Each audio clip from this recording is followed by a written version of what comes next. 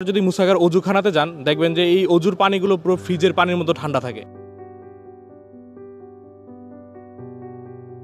ঢাকা বিশ্ববিদ্যালয়ের প্রাণকেন্দ্রে ঐতিহ্যবাহী শহীদুল্লাহ হলের সন্নিকটে এক নিঃশব্দ অথচ গৌরবময় সাক্ষীর মতো দাঁড়িয়ে রয়েছে মুসা খান মসজিদ।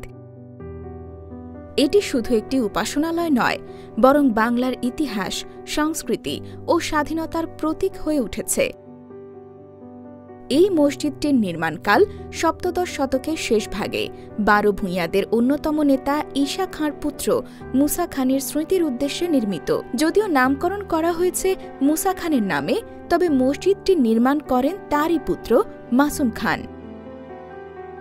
ইতিহাসের পাতায় ১২ ভূঁইয়াদের অবদান যতটা গর্বের, এই মসজিদটিও ততটাই তাৎপর্যপূর্ণ এক নিদর্শন। মসজিদটি স্থাপত্যশৈলীতে অসাধারণ। এটি একটি উঁচু প্ল্যাটফর্মের ওপর নির্মিত, যেখানে রয়েছে ছোট ছোট প্রকোষ্ঠ সম্বলিত একটি বেদি। মসজিদের পূর্ব দিকে রয়েছে খোলা বারান্দা, যেটি প্রার্থনার পূর্ব প্রস্তুতির জন্য ব্যবহারযোগ্য, এবং এখানেই রয়েছে ৩টি খিলান দরজা, যেগুলো মোগল স্থাপত্যের সৌন্দর্য তুলে ধরে। উত্তর ও দক্ষিণ পাশেও ২টি করে খিলান দরজা রয়েছে, যার ফলে প্রাকৃতিক আলো ও বাতাসের চলাচল মসজিদের পরিবেশকে সবসময় প্রশান্ত রাখে। পশ্চিম দেওয়ালে ৩টি মেহরাব রয়েছে।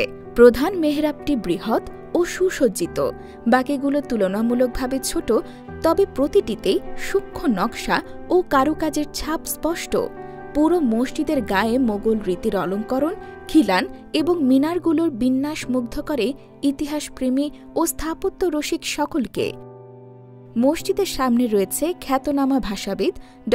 মোহাম্মদ শহীদুল্লাহর সমাধি। বর্তমানে মুসা খান মসজিদ প্রায় ৩০০ বছরের বেশি পুরনো একটি জীবন্ত ইতিহাস। ঢাকা বিশ্ববিদ্যালয়ের শিক্ষার্থীরা এখানে নিয়মিত নামাজ আদায় করেন।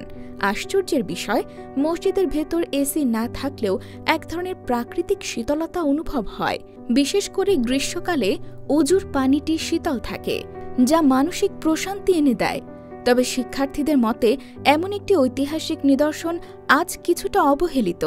রক্ষণাবেক্ষণের অভাব ও তত্ত্বাবধানের ঘাটতি চোখে পড়ে। তাই তারা প্রশাসনের কাজে এর যথাযথ সংস্কার ও সংরক্ষণের দাবি জানাচ্ছেন, যেন এই মসজিদ শুধু একটি উপাসনালয় হিসেবে নয়, বরং একটি ঐতিহাসিক নিদর্শন ও পর্যটন স্থল হিসেবেও নতুন প্রজন্মের মাঝে তার গৌরবময় পরিচয় ছড়িয়ে দিতে পারে।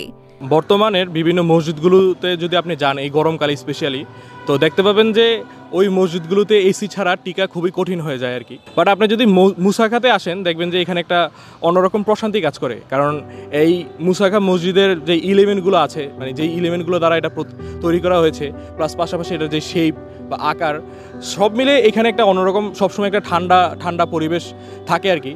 তারপর আপনার যদি মুসাখার অজুখানাতে যান দেখবেন যে এই অজুর পানিগুলো পুরো ফ্রিজের পানির মতো ঠান্ডা থাকে। সো ওভারঅল এই মসজিদে নামাজ পড়লে একটা অন্যরকম প্রশান্তি কাজ করে।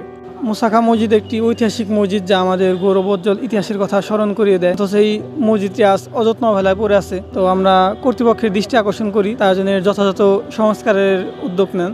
সময়ের পরিবর্তনে অনেক কিছু হারিয়ে গেছে, কিন্তু মুসা খান মসজিদ আজও দাঁড়িয়ে আছে বাংলার বুকে একটি নীরব ইতিহাসের ধ্বনি হয়ে।